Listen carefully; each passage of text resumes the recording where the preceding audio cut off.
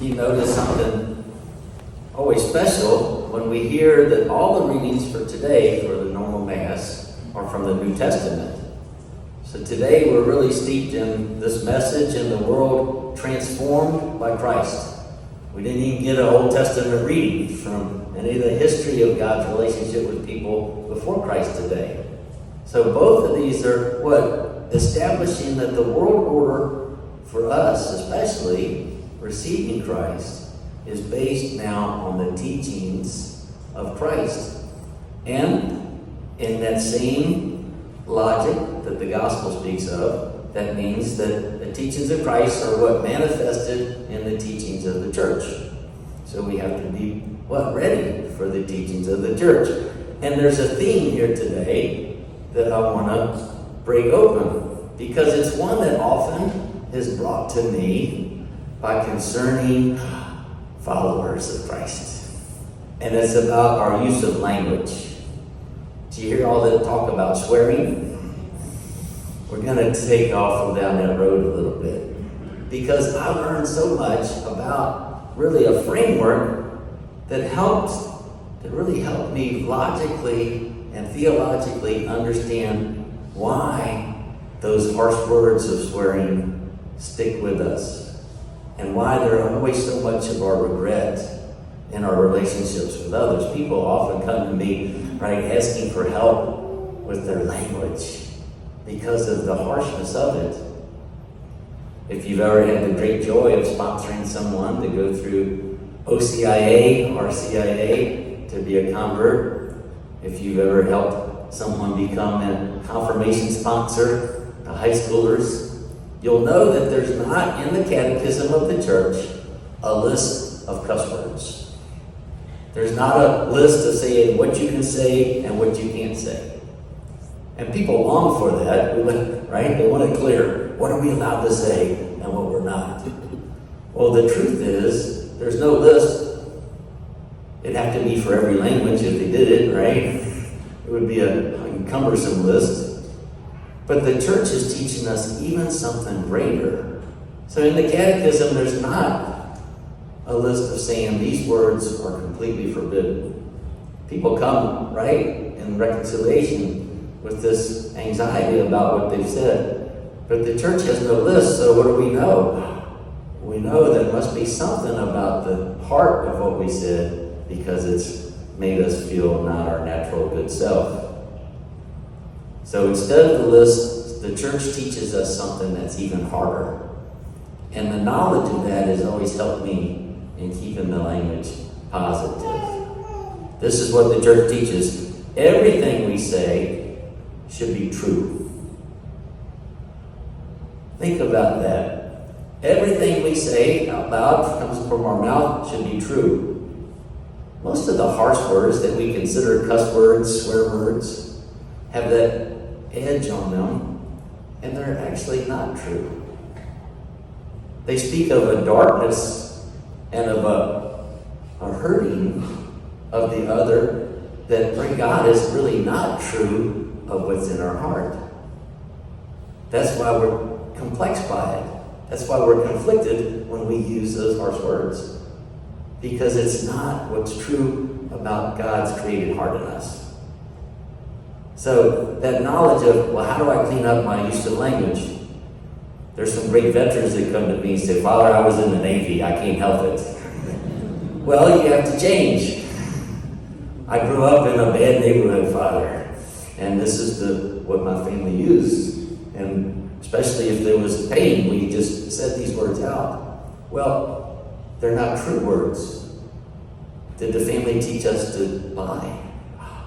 Not in that same way. And then there's the real about the commandment. Do not use the Lord's name in vain. Why does the church teach that? Why is it special for people trying to live a virtuous life? Why is it important for us not to say the Lord's name in conjunction with these cuss words? Because if you listen to them, if it's true what we say when we use the Lord's name, it's saying we're mad at God. That we are now mad at God, right? We use the Lord's name, God's name, whatever we're referencing God and using it with a harsh word, it means in our heart we're mad at God, and sometimes we are. But we need to then hear it. Is that true? Because the truth about our life is, a life is given to us by God. If we start living a life where we're mad at God, then our life will not be lived to the fullest. We cannot stay angry at something that's good. Right? That's why we never give up on anybody we love who's still in conflict with us. That we have to stick it out and be good because it can turn around. My father was real strict about not letting us use any of the harsh words or cuss words in our house because he always said this: your mother doesn't allow me to cuss, so you're not cussing. And that always was a nice way, I thought, to teach us. When I got to college, my college roommate had grown up in California in his younger years and then moved to Virginia. And he cussed in this way I'd never heard when I got to college from California. They break up syllables and insert the cuss words in them. It sounded so melodical. I thought, wow, what in the...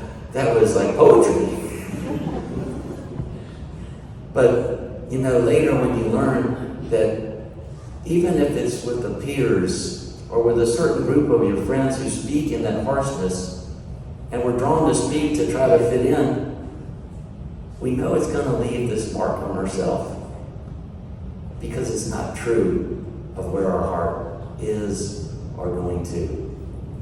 So share that with the people in life. We're never too old to change, even if we've been surrounded by that, because that knowledge of everything we say should be true. And what does St. Paul say? Only say the things that need to be heard. St. Louis, we celebrate today the great king of France, 11 children, and he taught them all with a loving wife the gifts of the faith and the way to treat and rule as people of power. It was a great era for France, and one, sadly, that didn't last.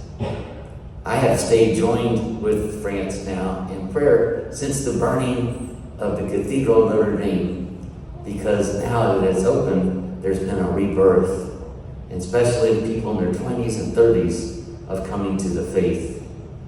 And it may be because of that human nature part of us, when the church and the cathedral was closed because of the fire. People who hadn't gone to the cathedral suddenly were told, you can't come. And maybe we should tell some of my nephews and nieces that you can't come to church. See what the response is to that. Well, what do you mean I can't? And maybe they could come then. But that seems to be working right now in France because they were locked out. Right? The heart now is pulling them to see what they were missing. And then that a great joy. And kind of a reflection for all of us, right? That maybe there's something that if we didn't have it, do we really appreciate what we have? If we got up this morning and there was a mass text that went out, an email, and said, the chapel's closed today, we can't enter. We're fumigating. And it'll be closed for 3 months. Oh, we would feel that, right? And as soon as it opened, this place will be full. So let's appreciate always what we have. In the tradition of St. Louis, share what we have. And then our relationships with one another. Let's always speak from the heart and truth. And that'll take care of eliminating the words that people are still looking for in the catechism that are cuss words. That we speak to one another where our heart wants to go. A place of love. Amen.